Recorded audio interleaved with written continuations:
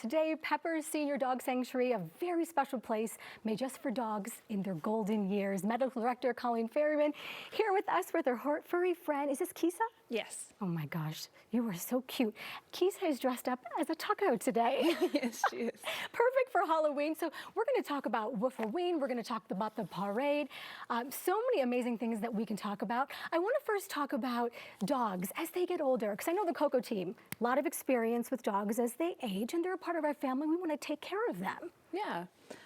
Well, with senior dogs, the biggest thing to watch for is change. And just like any of us, we have our set normals and things can change pretty quickly, but that's more common in younger dogs. With older dogs, they usually change very gradually over time, so much so that we wait a little longer than if we've been really kind of tracking it. So that's one of the biggest things as far as keeping them well, is keeping an eye on, not just how they're doing today or yesterday, but how they're doing relative to a couple of weeks or a couple of months ago, to catch those changes early and make sure you intervene quickly. So important to catch the changes early, because when you can spot it, you know to make a phone call or do something about it. I want to talk a little bit about dental care, because that is so important for dogs of any ages. But as they age into those golden years, let's talk about dental care a little bit. Yeah, it's really important for their overall health, not just their oral health, which is super important, but bacteria in our mouth can actually go into our body through the disturbed gum line and affect our heart, liver, kidneys, and other major organs. So dental care is super important, not just for their mouth and eating, which dogs love, but also for systemic health. Hearing and vision. Now, can you test that at home, or do you need to go to your vet or a specialist, let's say? Hearing and vision, if it's mildly affected, like early on, is pretty hard to test because they don't read. And of course, some of them as they age, a lot of them as they age, become very distilled in their personalities and do as they wish. They do as they wish, yes. We've seen that happen with a lot of dogs, of course.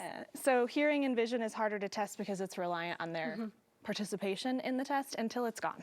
And so the owners are actually usually the best at catching that early, because they'll notice, oh, well, they always used to respond this way to this thing, especially the things that make them really happy, like barking at the front door or running down and meeting you when the garage door opens. Things like that are ways to catch that stuff earlier that we don't see in the clinic.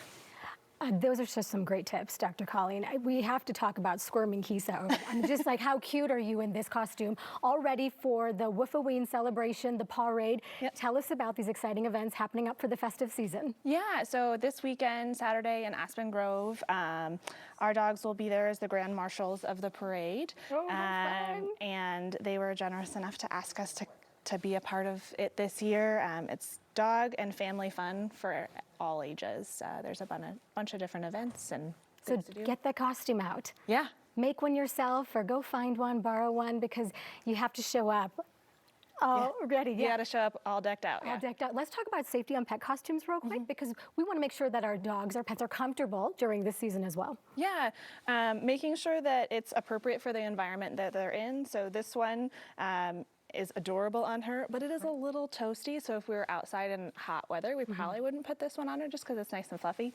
So making sure that the costume you choose is weather appropriate for the dog, and then that they're comfortable and well fitted in it, making sure that they can breathe and move their neck. Because you can see KUSA can move all the way she wants. What she wants is her cookies.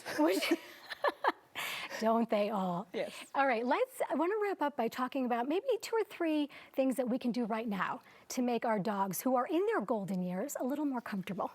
I'd say the #1 improvement that we see in our population is staying at a healthy weight.